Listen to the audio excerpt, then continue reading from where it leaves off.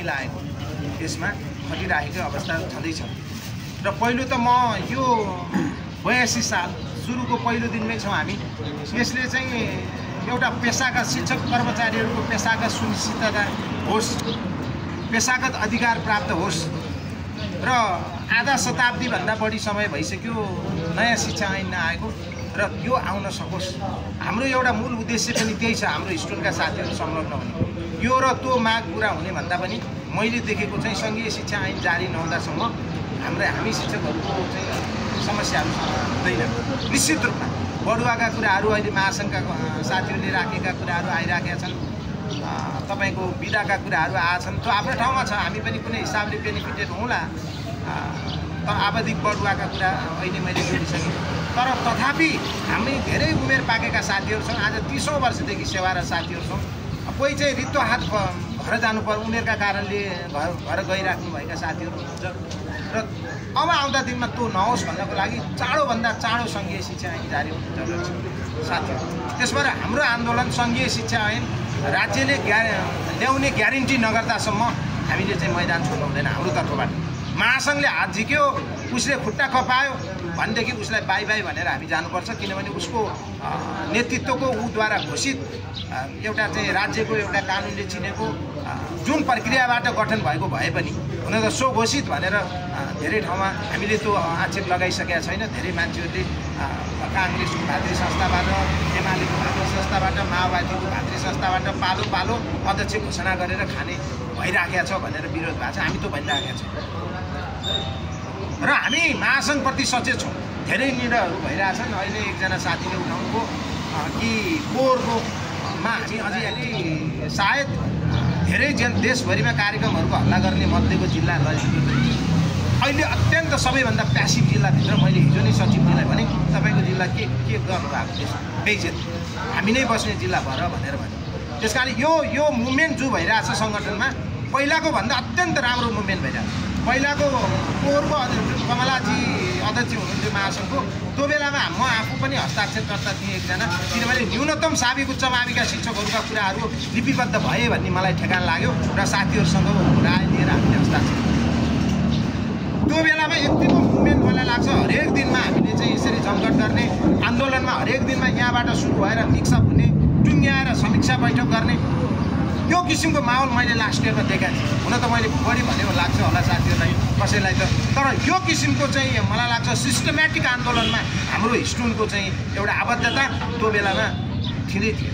त्यसबाट अहिले पछाडिको दिनहरूमा सङ्गठनका भित्री कुराहरू आफ्नै ठाउँमा छन्, हामीले पब्लिक रूपमा लानु उपयुक्त छैन होला। हामी सबैले करेक्सन गरेर हामीले लानुपर्छ र हामीले हाम्रो बेलामा ट्रेड युनियन बनायौँ, त्यत्रो चाहिँ हामीले स्टुडेन्टले हामीले आन्दोलन गऱ्यौँ। तल्लो लेभलबाट हामी जति सङ्ख्यात्मक रूपमा जुट्न सक्यौँ, टप लेभलमा पनि शिक्षा मन्त्रालयसम्म 80 सालमा 1 गते साउनको 1 गते हामीले सम्झौता गऱ्यौँ। महासङ्घसँग सम्झौता गऱ्यौँ, सम्झौता मात्रै राज्यले हामीलाई गर्यो। शिक्षा मन्त्रालयले राज्यले हामीसँग गरेका सम्झौताहरू कार्यान्वयन गर्दैन त कसको दोष कसलाई दोष लगाउने त?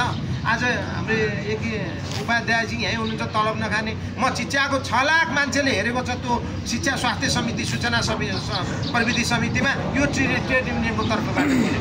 शिक्षा मन्त्रालयसँग बोलेको मेरो टिकामा स्कुलमा मैले सूचना राख्छु, त्यहाँ हेर्नुहोस् हाम्रा साथीहरू धेरै म भन्नुपर्छ।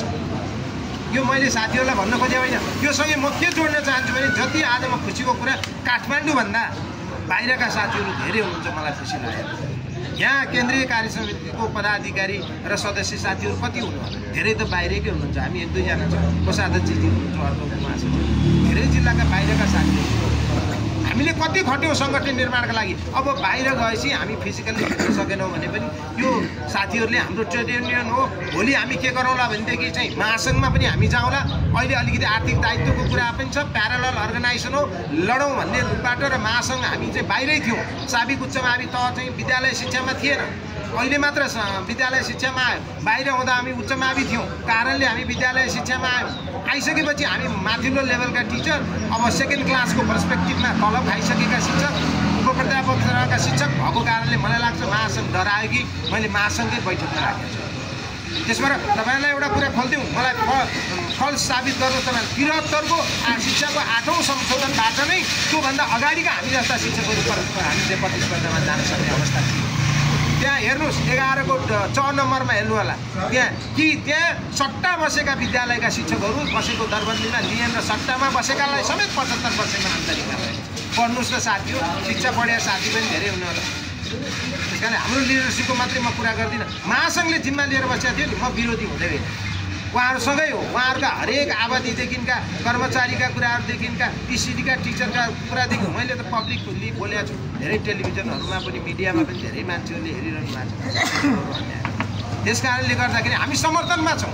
शिक्षकहरूलाई विभेद भएका कुराहरू, राज्यले हामीलाई विभेद गरेका कुराहरू, कर्मचारी संयन्त्रले चाहिँ रेस्पोन्सिबिलिटी पुरा नगरेका कुराहरू तपाईँको हामीले बोलिराखेका छौँ। त्यहाँ हामीलाई अपमान गरेका कुराहरू, प्रोफेसरहरूले युनिभर्सिटीका प्रोफेसरहरू उनको युनिभर्सिटी चाहिँ रिजर्टेड भइसक्यो, विद्यालय शिक्षकलाई अपमान गरेका कुराहरू त हामीले बोलिराखेका छौँ नि। यो शिक्षकहरूको उचाइ बढाउनेको दिशामा हामीले काम गरिरहेका छौँ।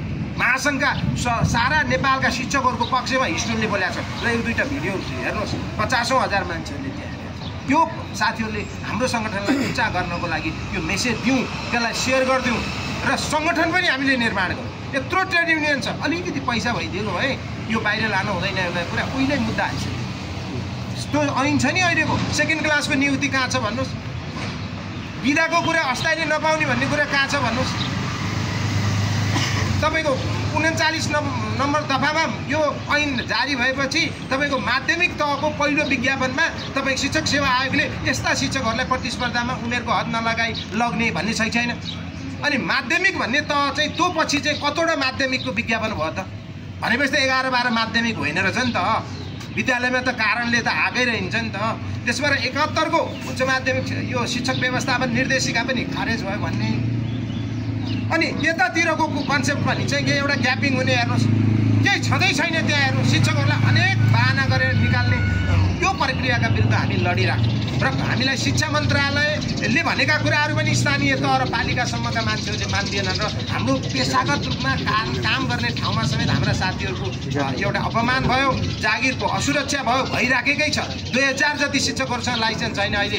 त्यसो भएर महासङ्घलाई मैले 6वटा मुद्दाहरू हिजो पनि पठाएको छु। उहाँहरूले हेर्नु भएको छ, लाइक गर्नु भएको छ कि हरेक हिसाबबाट नेटवर्किङ गर्न म लागिरहेको छु, हाम्रा साथीहरू लागि।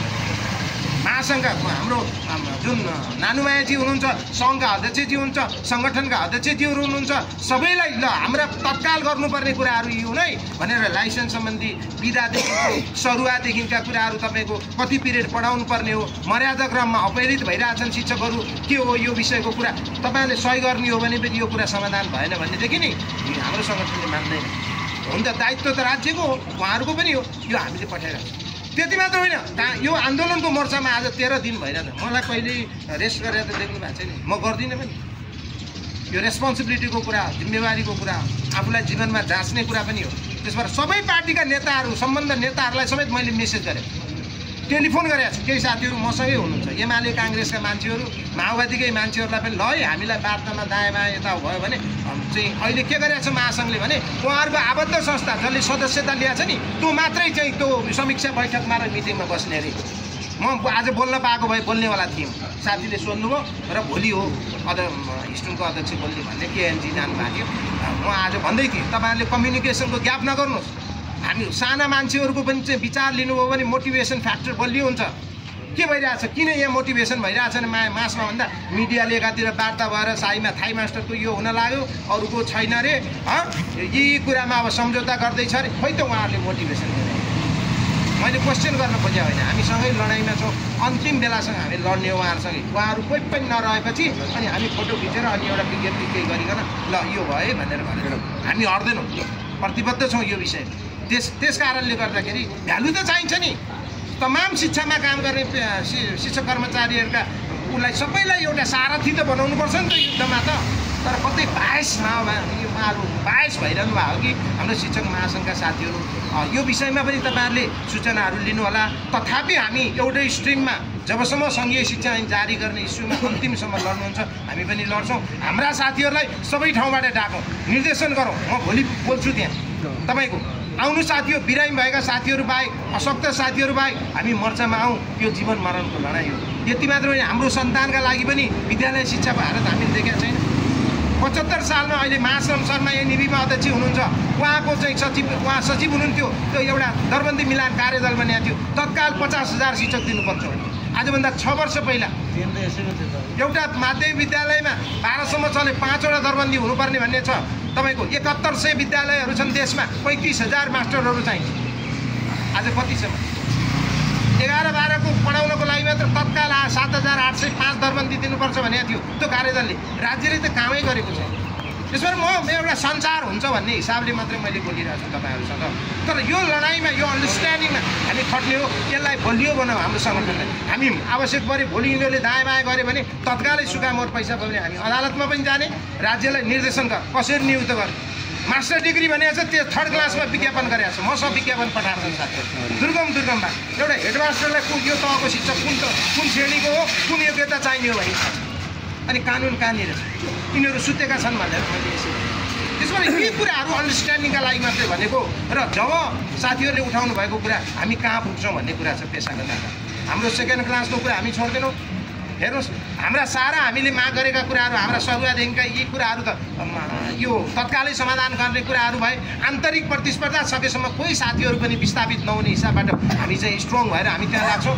र मैले त के भनिदिएको छु, क्वालिटी एजुकेसनकै कुरा गर्नुहुन्छ भने 55 वर्ष पुगेका साथीहरूलाई हामी त अधिकांश धेरै बुढा भइसकेका छौँ। हामी त धेरै साथीहरू हामी स्वैच्छिक रूपमा अवकाशमा गइदिन्छौँ। कम्तीमा पनि हामीलाई चाहिँ 4-5 वर्षको तलब आउने व्यवस्था।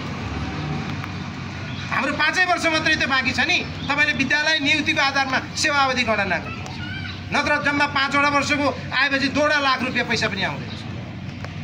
यो अवस्था छ, असुरक्षाको अवस्था। त्यस कारणले त्यो हिसाबमा ल क्वालिटी नै खोजेका छौँ हामीले। अहिलेसम्म अवसर पायौँ त हामीले 30 वर्षसम्म 11-12 पढाउने टिचरहरू एकतिर भिक्टिम भए कानुनीद्वारा पनि, अर्कोतिर गलती लाछ एउटा तल्लो स्तरको मान्छेले अपमान गर्छ विद्यालयमा, होइन?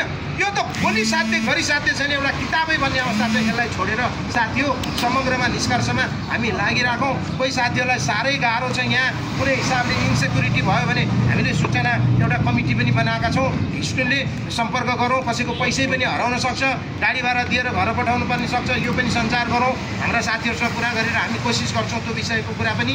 यो पनि एउटा गार्जियनसिप हो सङ्गठनको, हामी गर्छौँ। यो लेख्नुहोस्, तपाईँहरूले कम्युनिकेट गर्नुहोस्, भन्नुहोस्। कतै सूचना पाउनुभयो भनेदेखि तपाईँहरूले हामीलाई चाहिँ यो महासङ्घसँग रिलेटेड सूचनाहरू पनि हामीलाई दिनुहोस्। र सँगसँगै धेरै पार्टीमा हाम्रो त साझा सङ्गठन हो, हामी काङ्ग्रेस एमाले माओवादी छैनौँ, विचार बोक्ने मान्छे मात्रै। र त्यस भएर हाम्रो टप लेभलका लिडरहरूसँग टच छ भने मैले के सोचेको छु भने भोलिबाट हामी इन्टरनली पोस्ट नगर्ने, इन्टरनली हामी लबिङमा पनि लाग्ने। त्यसमा अब भोलिबाट महासङ्घ मिटिङ गर्ने भनेर गयो नि, रातले पनि हिजो म जाउँ कि क्या भनेको, रातको अध्यक्षले के भन्नुभयो भनेदेखि सर हामीलाई होइन तपाईँ हामी त्यसमा छ। म गइनँ। नडाकेको ठाउँमा त गीतामा पनि भगवान् के भन्नुभएको छ, नडाक्नु अपमान, ठुलो अपमान हो नडाकेको। अझै अध्यक्ष, केन्द्रीय अध्यक्ष, देशभरिका साथीहरूको अपमान म जान्न साथी हो। र यो आन्दोलनले हाम्रा इस्युहरूलाई समाधान गर्नैपर्छ कुनै पनि हालतमा। आजसम्म पनि सङ्गठनले गरेकै छ केही न केही बोलेकै छ साथीहरू, होइन? त्यस कारणले गर्दाखेरि अब आउँदो जुन तरिकाबाट भए पनि हाम्रा साथीहरूको इस्युलाई सम्बोधन गराउने लाइनमा हामी लाग्छौँ, लाग्नुपर्छ रातो दिन लिएर। र सबै लाग्यो, यो टिम वर्क हो। यति मैले तपाईँहरूलाई राखेँ।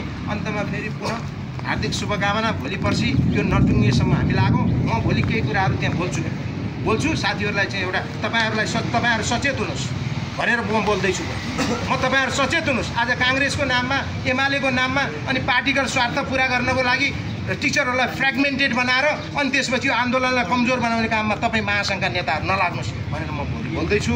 साझा समस्या हो, राज्यको दायित्व हो। सबैले राज्यको पक्षलाई तपाईँले प्रेसर क्रिएट गरेर एउटा उपलब्धिमूलक निर्णयमा पुर्याउनुहोस्, नत्र यो धोका हुन्छ भनेर मैले बोल्दैछु साथी हो। यति भन्दै मैले आफ्ना कुराहरू यहीँ अन्त गर्ने अनुमति चाहेँ। धन्यवाद।